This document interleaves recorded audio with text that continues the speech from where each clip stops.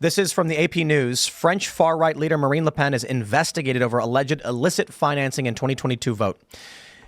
They're doing the same thing to Trump. They're doing the same thing to all their allies. We're seeing this happen to Marine Le Pen. No one here is surprised about it. The question is, how do you deal with this level of corruption that is seeking to stop the people from defending their homes? Don't do anything wrong. What did she do wrong? Nothing. But the point. What did Trump do wrong? Well, I mean, I actually don't know whether she's done anything wrong. But the only defense about this sort of stuff is literally just have a squeaky clean record, because they'll keep investigating you. There's nothing you can do about it. Steve Bannon's in prison right now. I know. And he didn't do anything wrong. I know. Peter Navarro the same. I know. Bannon's case is particularly egregious because we've got three co-equal branches of government. The executive branch instructed Bannon not to turn over documents and testify to the legislative branch. And the legislative branch says, if you don't, you'll go to jail. And he's like, but then the executive branch will come after me. What do I do? So they put him in prison. Yeah. It's the system's just, man, but it's the system we're working within. There's nothing we can do about it. And Le Pen I is in the agree. same position. So all I can really advise is just don't ever cross any of the lines. Don't give them a reason to smack you. You know. I think that's true. But I think you can add a +1 to that and say, be beyond squeaky clean. Oh yeah. You know, like with Trump, is it wrong they did classified documents? Well, Biden did too. Pence did. Clinton did. Obama did. Like to varying degrees, isn't it? Right? And Steve Bannon, are they really going to put him in jail over contempt of Congress, especially with executive privilege? Look, everybody in this country speeds. Literally everybody. And actually, I got to be honest, it's annoying to me because out here they speed like 25 over the limit, and I'm like, dude, like 5 is like normal, but you're out in the country and the speed limit's 55 and they're going 80. And if you're not, you're in the way. But that means they could single you out at a moment's notice, and I think 25 over is a felony. I'm not sure. So it's like you've got to be beyond squeaky clean because they will find a way to shut you down. And even if you didn't do anything wrong, then they're going to make weird tax arguments. You know, people like Ben Shapiro pay extra in tax just to make sure that he's not going to get crap from the IRS. Did he say that he does that? He says he does that every year. Now, I don't know how much extra, but, it's any like... amount of extra is too much, though. It is, but at the same time, if it's insurance it's like you're paying... Like a extortion. Racket. Exactly. It's like a racket. But and this is important, too, it all goes towards prepay. So because I did this last year, I paid more, and I was told by my accountant, he's like, so you actually overpaid, and I was like, okay, what does that mean? He goes, it just means that next year it counts towards your taxes, so you're good. And I'm like, okay, cool. So it's that protection. Plus, it's not like you're actually giving, by overpaying, you're covering your costs in the future, and you're avoiding any argument where they can say you were trying to withhold money. You're like, no, I paid extra. I just really hate it on principle, though. Yeah. I just really hate it. I mean, I don't mind taxes. The problem is the corruption. If the idea was, I don't know, a flat tax, or if it was just tariffs, like back how we used to have it in the olden days, then it's like there is a time and a place for taxes for whatever reasons we as a society, I think, could agree with. The problem is we're taxed more than half of our income across the board. And so we actually give more of our labor than ancestral the slaves of the ancestral whatever. You have VAT here as well. No. No? That tax, value-added tax, no. Don't we have that some places? I thought it was Texas. I'm sure there are. Yeah, It might be Other than income tax, I thought it was Texas. It might be. Well, there are places where there is no, like in New Hampshire, there's no income tax. I know that I'm pretty sure there's no income tax in Florida as well. As for a value-added tax, it might be state by state, but it's definitely not a federal thing. So I'm sure that there have been, like in California, I'm pretty sure there's a VAT. Because I think so. The price wasn't actually the price you'd pay at the till. So $2, and they'd be, oh no, it's that's sales tax. Ah, right, sales tax, right? Okay. And that's not a value. That's a different thing than a value-added tax. But in Britain we've got all sorts of taxes on everything. And you need a license for that. Probably, yeah. That's the meme. You got a license for that Diet Coke? I know. I don't. Permit? The TV license. I'm in the land of the free. Mind. When I heard you it's guys had to have a license to have a television. The thing about the taxes as well is just what it's spent on.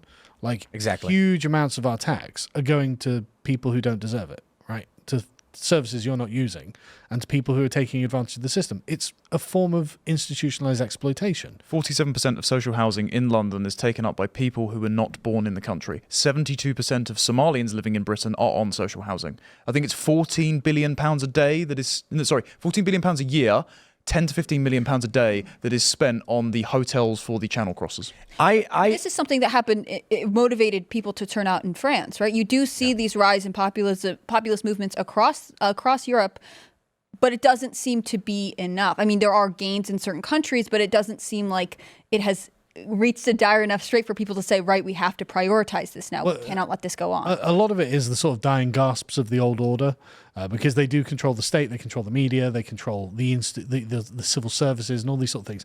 And so they're very good at propagandizing people, and scaring them, frankly, about, wouldn't it be bad if things change? It's like, well, hang on a second, things are getting worse and there's no light at the end of the tunnel. So actually, maybe I'll take that chance. But it takes time. These things just take time. It's a demographic thing as well. So using the UK as an example, the Hobson's choice between Labour and the Conservatives didn't hemorrhage as many losses to the Zero Seats campaign as they could have, because they said Labour will tax your pensions to the boomers. And so they made their policies national service for all those young snowflakes. So they'll either go die in a trench in Ukraine or pick up your prescription or something, and then they said we're going to triple lock it. So quadruple lock, sorry. So the triple lock is in place. So if inflation goes up, your pension rises with inflation. It's the only thing that does that. And then also it will be exempt from income tax when it passes the income tax threshold. And so the boomers still voted for the Conservative Party despite the betrayal. And I think this is going to be a demographic thing. As you see it age out, you're seeing more and more young people in Europe, now with Trump, in the US, in the UK for Nigel Farage.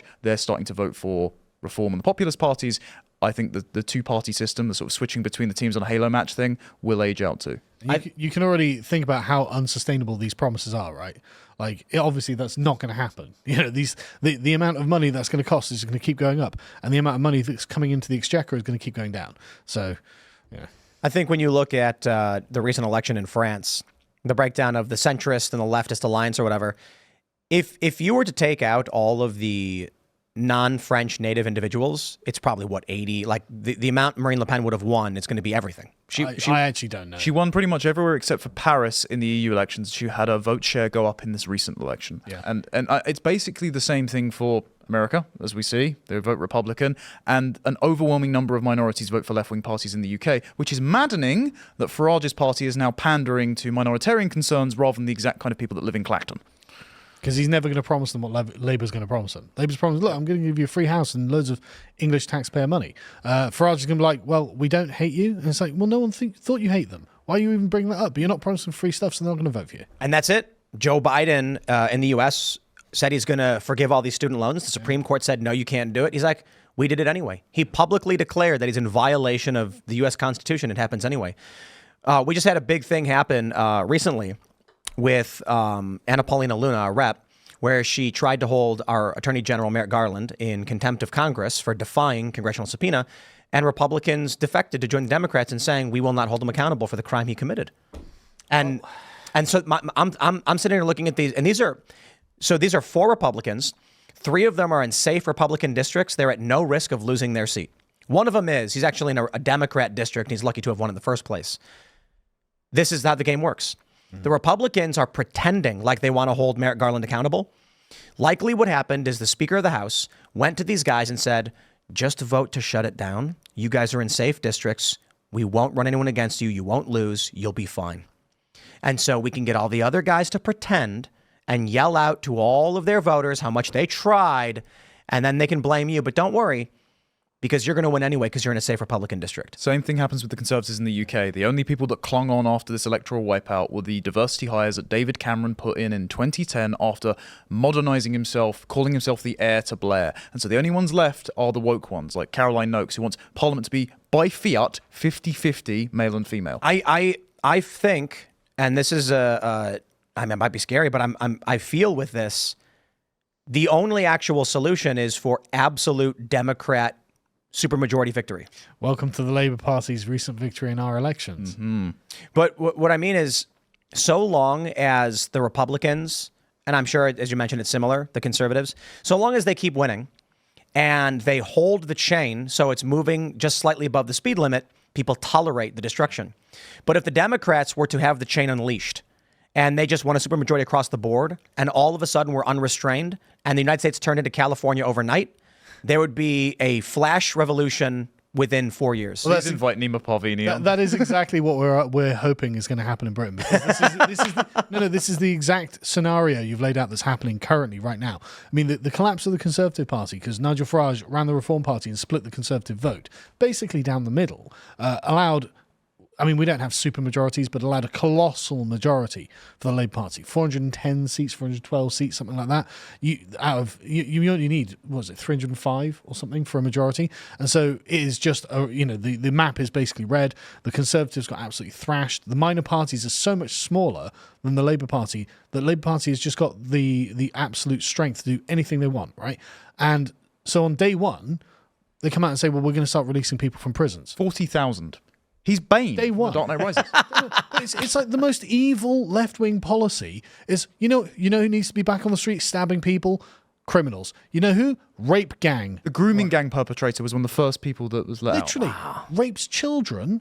Industrial scale rape of children. They're like, yeah, he needs to be back on the street. It's like, right, okay. So we've got the worst of the left in charge, totally in charge. Right, okay.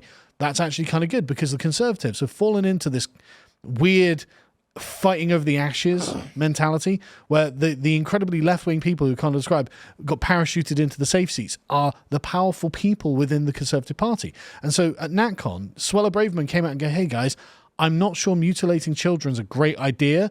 I actually don't support the pride flag. And the Conservative Party, the right-wing party, is melting down over it. Thanks for checking out this clip from Timcast IRL.